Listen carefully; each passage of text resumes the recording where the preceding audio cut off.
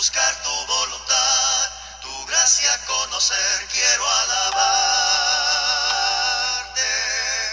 quiero amarte, más y más aún quiero amarte, más y más aún, buscar tu voluntad, tu gracia conocer, quiero amarte, quiero servirte, más y más aún quiero servirte, más y más aún, buscar tu voluntad, tu gracia conocer, quiero servirte, quiero alabarte.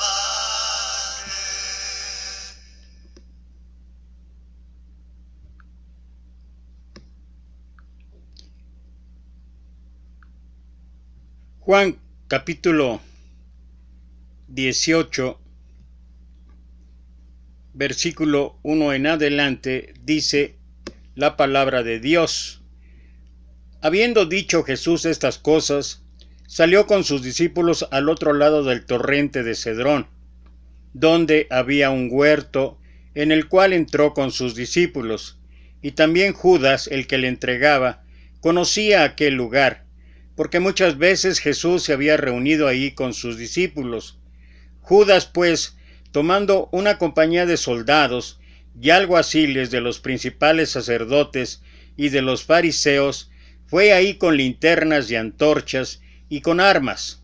Pero Jesús, sabiendo todas las cosas que le habían de sobrevenir, se adelantó y les dijo: ¿A quién buscáis? Le respondieron: a Jesús Nazareno. Jesús les dijo: Yo soy. Y estaba también con ellos Judas, el que le entregaba. Cuando les dijo: Yo soy, retrocedieron y cayeron a tierra. Volvió pues a preguntarles: ¿a quién buscáis? Y ellos dijeron: a Jesús Nazareno. Respondió Jesús: os he dicho que yo soy, pues si me buscáis a mí, dejad ir a estos, para que se cumpliese aquello que había dicho: de los que me diste no perdí ninguno. Entonces Simón Pedro, que tenía una espada, la desenvainó,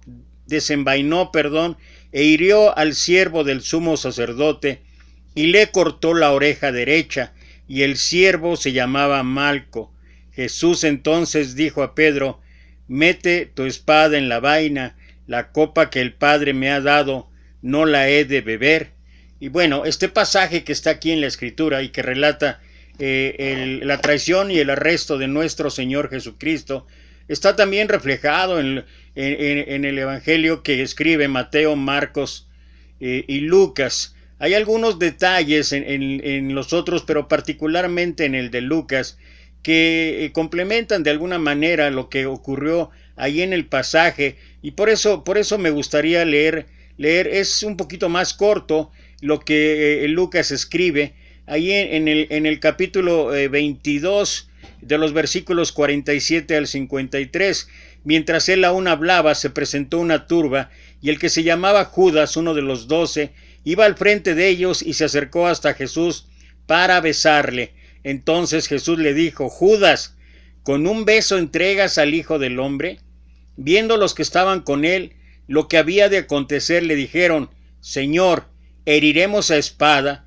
Y uno de ellos hirió a un siervo del sumo sacerdote y le cortó la oreja derecha. Y aquí está el detalle que quería yo, que a diferencia de Juan lo escribe Lucas. Entonces respondió Jesús y dijo: basta ya, dejad. Y tocando su oreja, le sanó. Y Jesús dijo a los principales sacerdotes, a los jefes de la guardia del templo y a los ancianos que habían venido contra él: ¿cómo contra un ladrón habéis salido con espadas y palos?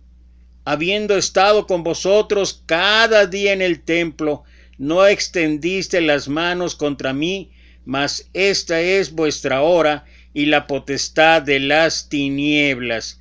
Y creo que es importante resaltar algunas situaciones o circunstancias que nos ofrece tanto el pasaje que leímos en Juan como el que ahora estoy leyendo en Lucas. Y particularmente solamente mencionar me gustaría después compartir un análisis en cuanto a lo que ocurrió en ese momento.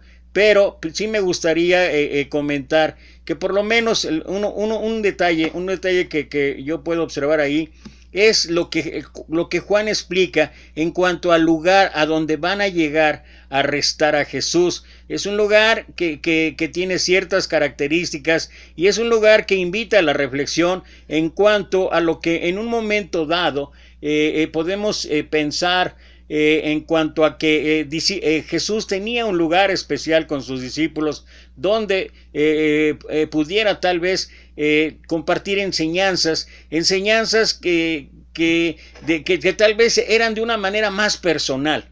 Y ese lugar era especial para ellos, y creo que para nosotros, cuando recordamos lo que nuestro Señor habla ya en el Sermón del Monte, cuando habla acerca de la oración y que menciona y dice: cuando tú ores, entra en tu aposento.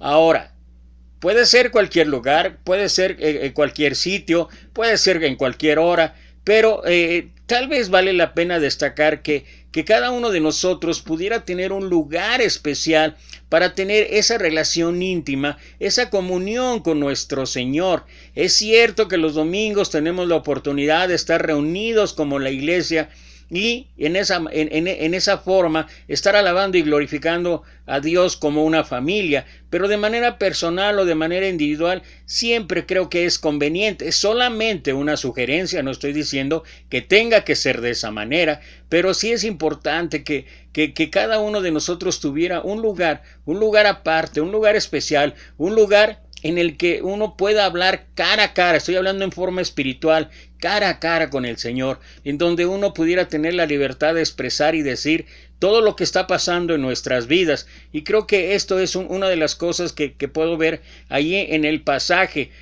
Aunque vamos a entrar en detalles, otra de las cosas que aquí se menciona en el Evangelio de Juan, en lo que dice 18 del 1 al 11, es la contestación de Jesús cuando llega a la turba.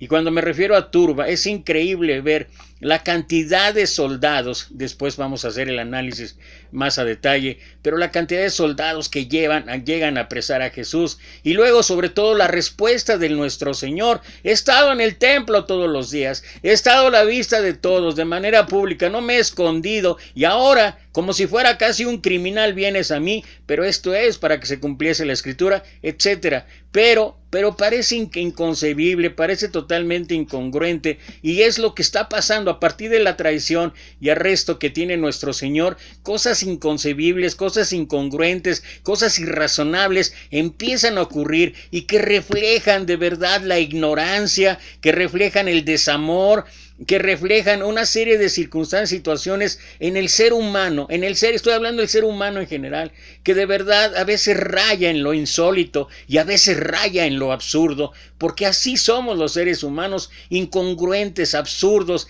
y de verdad que parece increíble que a pesar de todo ello, el propósito de nuestro Señor siempre se cumple, y a pesar de todo lo que desde este momento va a pasar en detrimento de nuestro Señor Jesucristo, como vituperio, ofensa todo a nuestro Señor Jesucristo, sin embargo, Él permanece fiel para llegar hasta el punto culminante allá en la cruz, y luego, después de ser crucificado y morir, cargar con nuestros pecados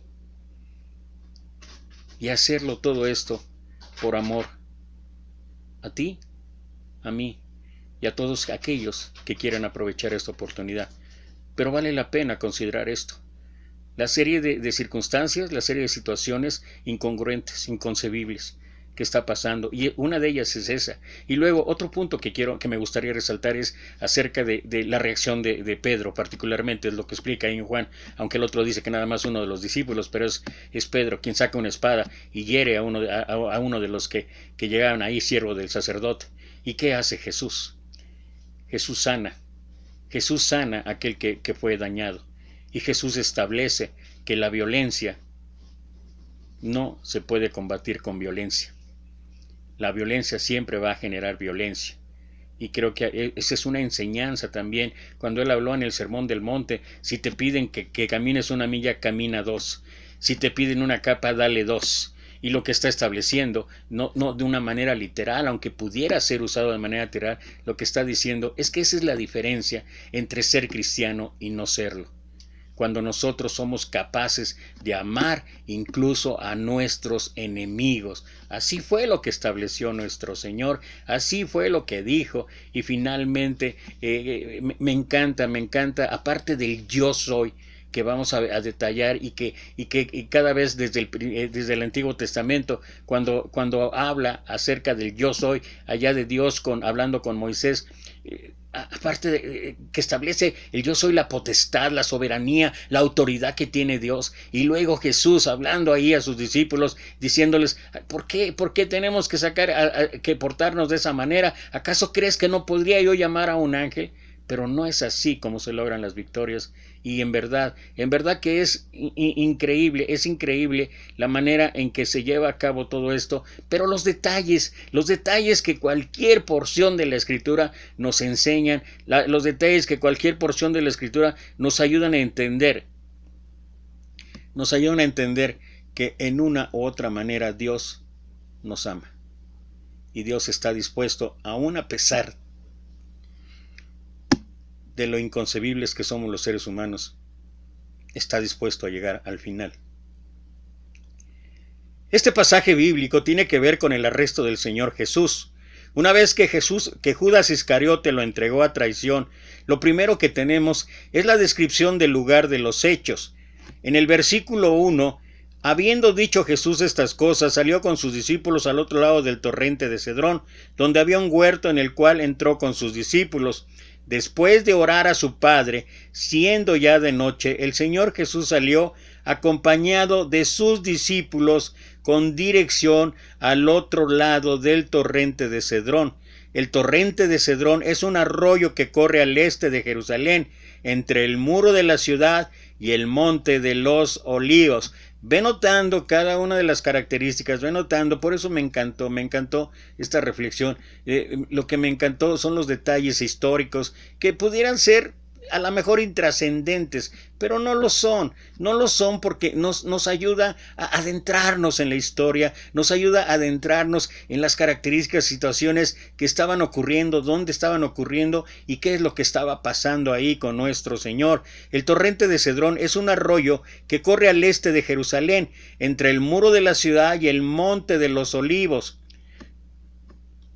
La palabra que se ha traducido como Cedrón significa turbio, en referencia a lo turbio de las aguas que corrían por este torrente o por este arroyo, debido a que en él se arrojaba la sangre de los animales que se sacrificaban en el altar del templo de Jerusalén.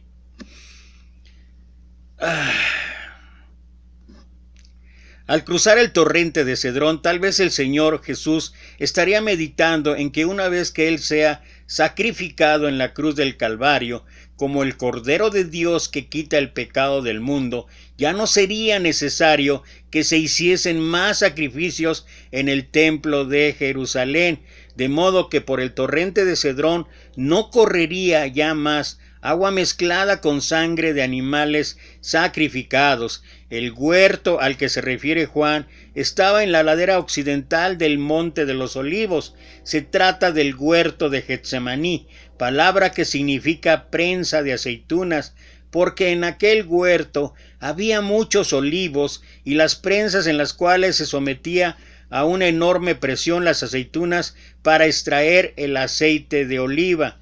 ¡Qué cuadro tan precioso de lo que estaba por suceder en instantes más, cuando el Señor Jesús fue sometido a la tremenda presión del juicio de Dios por el pecado del mundo! Juan dice que el Señor y sus discípulos entraron a este huerto. En segundo lugar, tenemos la intervención del traidor. Nos estamos refiriendo a Judas y él es el Iscariote. ¿Y cómo es que menciona el versículo 2 que Judas, el que le entregaba, conocía aquel lugar? Porque muchas veces que Jesús se había reunido ahí con sus discípulos. Esto es lo trascendente que mencionaba yo, en cuanto a que tuvo Jesús tuvo el maestro con sus discípulos momentos especiales, momentos en un lugar particular donde debe haber sido fantástico todo lo que de manera personal, individual, estuvieron escuchando cada uno de nuestro maestro. Después el versículo 3 habla de cómo la compañía de soldados que llegaron ahí con Jesús. El huerto de Getsemaní, en el monte de los olivos, era un lugar predilecto del Señor Jesús y sus discípulos para tener momentos de descanso, oración y enseñanza. Judas Iscariotes era por entonces parte del grupo, aunque era un impostor, estaba con ellos, pero no era parte de ellos y el Señor Jesús lo sabía perfectamente. Así que Judas Iscariote no debió haber tenido que pensar mucho aquella noche para saber en dónde encontrar al Señor Jesús para entregarle a sus verdugos. Lo que ignoraba Judas Iscariote era la manera como iban a reaccionar el Señor Jesús y sus discípulos cuando Judas Iscariote entregue al Señor Jesús. Por eso Judas Iscariote tomó todas las precauciones posibles para garantizar su propósito de que el Señor Jesús sea arrestado. Juan dice que Judas Iscariote tomó una compañía de soldados. Una compañía estaba formada por unos 600 soldados.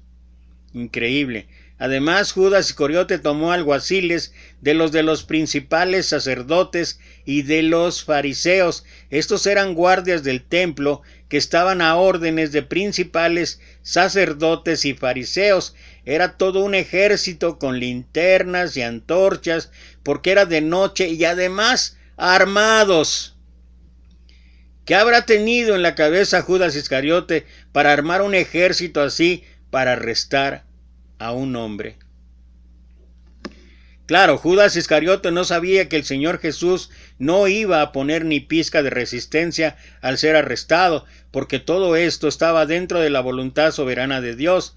En tercer lugar, tenemos el arresto del Señor Jesús, y vale la pena aquí mencionar que independientemente de los comentarios que hasta ahorita he reflexionado en esto que estoy compartiendo, tal vez Judas pensaba que finalmente Jesús no era simplemente un hombre, no era simplemente un maestro. Él había sido testigo de los milagros, del poder de Dios. Él había estado ahí cuando Jesús calmó la tempestad ahí en la barca. Él había estado ahí cuando Jesús resucitó. Entonces, él sabía que en un momento dado toda esa explosión de autoridad, de poder podía estallar, y él pensó ingenuamente, ese es el punto, él pensó ingenuamente que llevando esa cantidad de ejército podía sujetar o someter a Jesús. Él no esperaba que Jesús se rindiera tan fácilmente, pero aquí lo particular es cómo es que a veces nosotros los seres humanos pensamos por un instante que podemos ponernos casi a la altura de Dios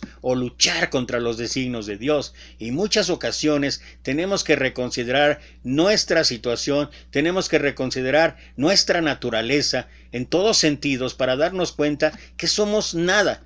Somos nada comparados con el poder, la autoridad y la soberanía de Dios. Este tiempo de aflicción, este tiempo de pandemia nos ha puesto en el lugar en que realmente deberíamos estar siempre, dándonos cuenta que nuestra vida es posible, que nuestra vida puede transcurrir solamente por el poder de Dios, solamente por la gracia de Dios, y que requerimos a Dios para que las cosas cambien, para que las cosas verdaderamente puedan ser diferentes. Este tiempo de aflicción nos ha mostrado que no hay diferencia entre ricos y pobres, que no hay diferencia entre blancos y negros, que no hay diferencia cualquiera que sea la raza o el color, y no se trata de racismo ni mucho menos, pero se trata de ver que ante los ojos de Dios, que ante el poder de Dios, ante la soberanía de Dios, la verdad, y perdón la expresión, pero somos menos que unas simples hormigas, por respeto a las hormigas, porque en verdad, en cualquier momento, y los eventos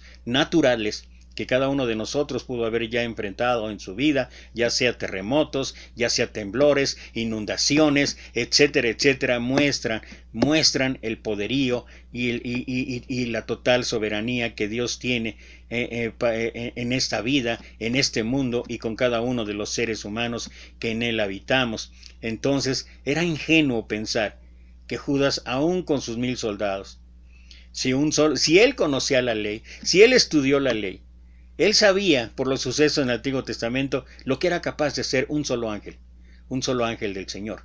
Él podía haber leído allá en el Antiguo Testamento todo lo que había ocurrido cuando se manifestó el poder de Dios. Él pudo haber oído de la inundación o del diluvio allá con Noé. Él pudo haber escuchado, leído acerca de Sodoma y Gomorra, y él pudo constatar. Entonces es todavía, por eso digo que es incongruente, es infantil pensar que aún así, si Jesús se hubiera propuesto a como nosotros o como él lo podía haber evaluado, no bastaría más que una señal del Señor y todo hubiera acabado. Pero lo que nunca entendió Judas, y que también les costó a los discípulos entender, fue que a través del sacrificio se llegaba a la redención. Y luego, increíble, de los versículos siguientes, increíble. Solamente voy a tratar de sacar el extracto. Judas Iscariote hizo su entrada en el huerto con todo un ejército bien armado, pero esta preposición muestra un contraste. Pero el Señor Jesús, sabiendo todas las cosas que le habían de sobrevenir, aún así, se adelantó a ellos. Mira, se adelantó a ellos, es lo que narra Juan. Se adelantó a ellos. Judas Iscariotes y la tropa que le acompañaban tal vez pensaron que el Señor Jesús y sus discípulos se iban a esconder en el huerto de Getsemaní para evitar el arresto, pero todo lo contrario, fue el Señor Jesús quien se les adelanta y se presenta ante ellos. El que nada debe, nada teme, afirma un dicho popular aquí en México. Seguramente mirándolos de frente, el Señor Jesús les hizo la pregunta: ¿a quién buscáis? Fíjate, ¿a quién buscáis? Aquí podemos ver la sumisión del Señor Jesús a los designios de su Padre Celestial, sabiendo todo lo que iba a suceder una vez que fuese arrestado. El Señor Jesús no se resistió, no se rebeló, simplemente dijo a sus captores: ¿a quién buscáis? La respuesta de la gente que llevó Judas Iscariote fue: a Jesús Nazareno. Así es como la gente identificaba en ese tiempo al Maestro. El calificativo nazareno tiene relación con el pueblo de donde la gente pensaba que era oriundo el Señor Jesús y lo utilizaba en forma despectiva porque Nazaret no tenía buena fama entre los judíos de aquel tiempo. Al oír la respuesta de la gente, el Señor Jesús simplemente dijo: yo soy. Juan pone en claro que Judas Iscariote estaba entre la gente que interrogó al Señor Jesús. De esto se desprende que Judas Iscariote debe haber confirmado de alguna manera que quien dijo yo soy en verdad era el Maestro. Pero cuando la gente oyó al Maestro decir yo soy, sucedió algo espectacular, y esto es algo que a través de mi vida cristiana me ha acompañado con frecuencia, de interrogarme, de considerar una y otra vez, de reflexionar una vez esto que hasta parece parte de una película de diversión o de risa, porque mira lo que ocurrió. Yo soy, sucedió algo espectacular. Juan dice que cuando el Señor Jesús dijo yo soy, retrocedieron y cayeron a tierra. ¿Cuál es la explicación para esto? Pues que se manifestó momentáneamente el poder divino que emanaba de la persona del Señor Jesús. Yo soy es lo que en esencia significa el nombre Jehová. Yo soy el que soy. ¡Qué espectáculo debió haber sido eso! Imagina por un momento una compañía de soldados con todo lo que ya referimos en cuanto a los detalles. Eran cientos de ellos, además de los alguaciles, de los principales sacerdotes y de los fariseos, y todos armados, cayendo a tierra ante las palabras de un solo hombre desarmado. Pero él era el Mesías. Puede uno decir que era un solo hombre, de aspecto a los generales de la historia que estamos narrando, pero en realidad él era el Mesías. Seguramente cuando los captores se levantaron de la tierra, el Señor Jesús les volvió a preguntar: ¿a quién buscáis? La turba armada nuevamente respondió como antes: a Jesús Nazareno. Esta vez la respuesta del Señor fue: os he dicho que yo soy, pero en esta ocasión nuestro Señor dijo algo más relacionado con los 11 que estaban con él. Hablando de sus captores les dijo: pues si me buscáis a mí, dejad ir a estos. En esto se nota la protección de nuestro Maestro a sus discípulos. Judas Iscariote y la horda armada que le acompañaban buscaban solamente al Maestro. No había razón para arrestar también a los 11 que estaban con él. Por este motivo, el Maestro pide a sus captores que dejen ir a los 11. Este pedido del Señor Jesús fue aceptado por sus captores, y en esto se cumplió lo que el Señor había declarado en su oración intercesora en cuanto a que ninguno se perdió de los que el Padre le había dado, porque los 11 fueron celosamente guardados hasta el último momento del ministerio público de nuestro Señor, de modo que los 11 estaban en libertad de dispersarse. Nos podemos imaginar que todos habrían comenzado a retirarse, con la excepción del siempre impulsivo Pedro, quien desenvainó su espada y con ella hirió a un siervo del sumo sacerdote, cortándole la oreja. Lleno de ira por lo que estaba pasando en esos momentos, Pedro entendió que ese era el momento para tomar las armas y defender al Señor Jesús. A decir verdad, Pedro no debe haber apuntado a su espada a la oreja del siervo del sumo sacerdote, sino al cuello del siervo del sumo sacerdote. Seguramente el siervo debe haber hecho el movimiento instintivo para preservar su cabeza, y por eso debe haber resultado en que la afilada espada de Pedro pase rozando la cabeza del siervo y se lleva o le arranca la oreja. Otro evangelista, Lucas, que ya lo mencionamos, relata en su evangelio que después de reprochar a Pedro por lo que acababa de hacer, el Señor Jesús tocó la oreja del siervo del sumo sacerdote y la oreja quedó sana. Un milagro más. Aún en tiempos de aflicción, aún en tiempos difíciles, aún en tiempos en lo que está enfrentando nuestro Señor, y todavía un milagro de sanidad. Un milagro que nos hace entender todavía más el amor que Dios tiene de verdad por la humanidad. El amor que el Señor profesa por cada uno de nosotros. El siervo se llamaba Malco, gran muestra de amor hacia el enemigo por parte de nuestro Maestro.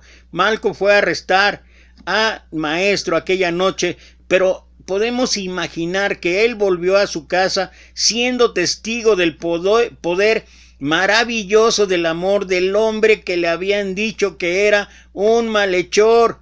Simón Pedro debe haber pensado que la manera de defender al Maestro era por medio de la espada, pero no sabía que en realidad estaba oponiéndose a lo que el Padre había determinado que sucediera desde antes de la fundación del mundo. Por este motivo, nuestro Señor le reprendió diciéndole: mete tu espada en la vaina, la copa que el Padre me ha dado no la he de beber. Si el Señor hubiera querido evitar su arresto y todo lo que tenía que suceder después, no necesitaba la ayuda de un hombre como Pedro con espada en mano.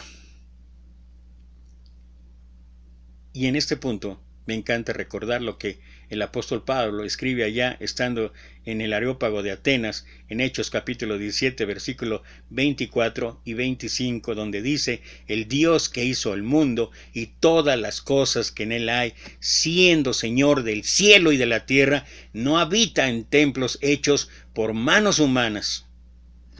Y el versículo 25 es un versículo para la reflexión.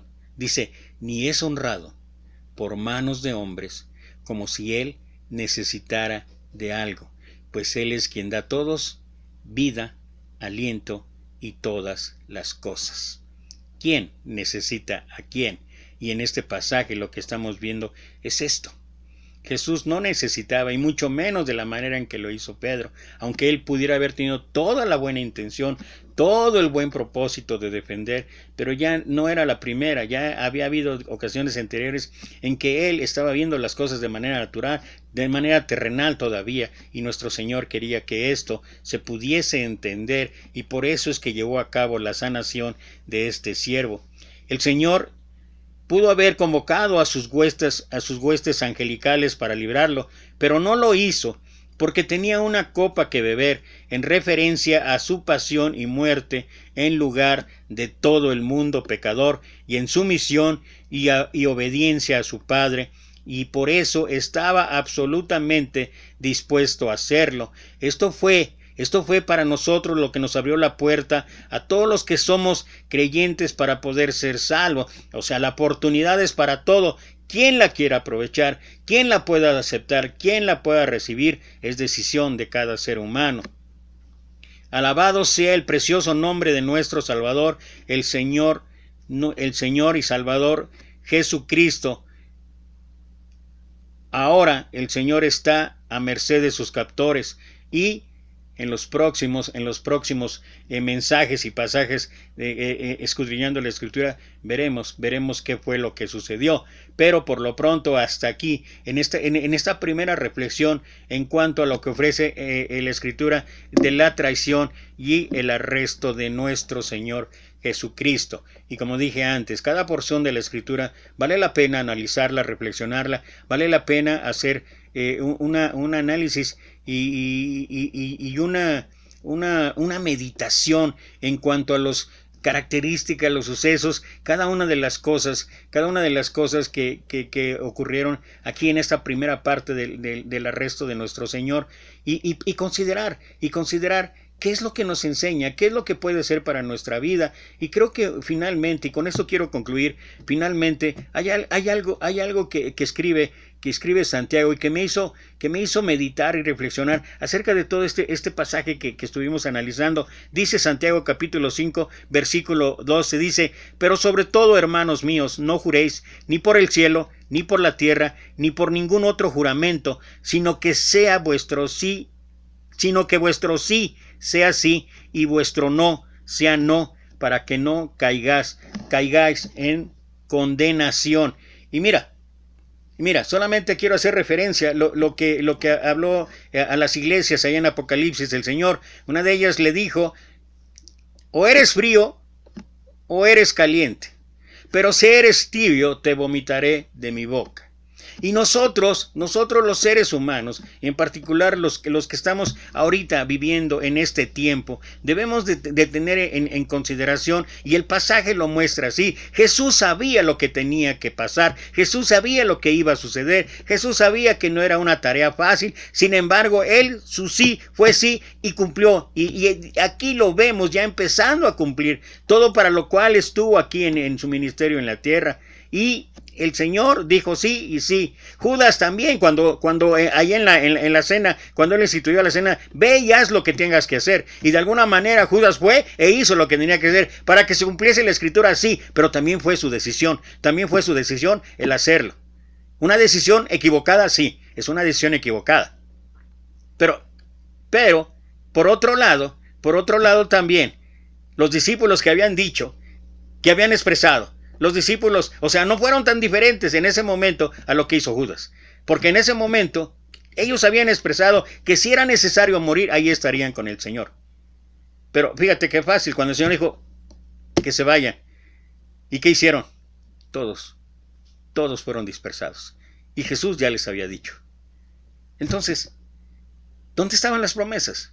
Señor, si hemos de dar la vida, ahí estemos. Y más adelante, no me quiero adelantar, pero más adelante vemos a Pedro, con lo que tú ya conoces, pero es asunto del siguiente mensaje: la negación de Pedro. Pero finalmente, y quiero reiterar esto, y por eso allá en Apocalipsis dice: o eres frío o eres caliente.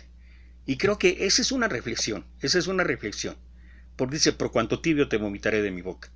Y nosotros, o somos cristianos, o mejor, no lo somos. No podemos estar con un pie aquí y con otro pie acá, porque por cuanto tibio te vomitaré de mi boca. Si decimos sí, que sea sí. Tenemos todo el derecho a decir no, y creo que en muchas ocasiones eludimos la responsabilidad, eludimos el compromiso, prometiendo algo que sabemos no vamos a cumplir. Y lo que el Señor nos pide solamente, ya hemos visto que Pablo dijo: ni es honrado por manos de hombres, como si él necesitara de algo. Nosotros somos los que necesitamos a Dios. Así es que si nuestro sí va a ser para cumplirlo, digamos sí. Si nuestro sí va a ser para responsabilizarnos, digamos sí. Pero si nuestro sí va a ser solamente para después buscar argumentos, razones o justificaciones y no estar haciendo lo que a Dios le honra, le alaba y le glorifica, entonces mejor digamos no. Pero yo espero y que la oración sea esa, que nosotros realmente tengamos toda la iniciativa, toda la disposición para decirle, sí Señor, heme aquí. O como Saulo de Tarso dijo, Señor, ¿qué quieres que yo haga? Y ese es mi deseo. Gracias otra vez a los que estuvieron nuevamente conectados. Gracias, estoy tratando de hacerlo más o menos al filo del mediodía por todas las situaciones y circunstancias que ya he explicado en otras ocasiones en cuanto a mi salud, en cuanto a las cosas que tengo que estar viendo con mis ojos. Pero por la gracia de Dios hemos estado aquí y seguiremos aquí hasta que el Señor lo permita. También te puedo comunicar que estoy empezando a pasar varios devocionales cortos de 7-8 minutos con la intención de solamente tener una reflexión. Se llama en estos tiempos de aflicción también son tiempos de oportunidad, y estaré todas las mañanas compartiendo este mensaje, un mensaje corto de haciendo una reflexión a lo que las oportunidades que tenemos en este tiempo que pareciera ser que no hay oportunidad en nada. Sí, hay grandes oportunidades y te invito para que le veas también a través de Experiencias Cristianas. Mientras tanto, gracias, te mando 1,000,000 de bendiciones y nos vemos pronto.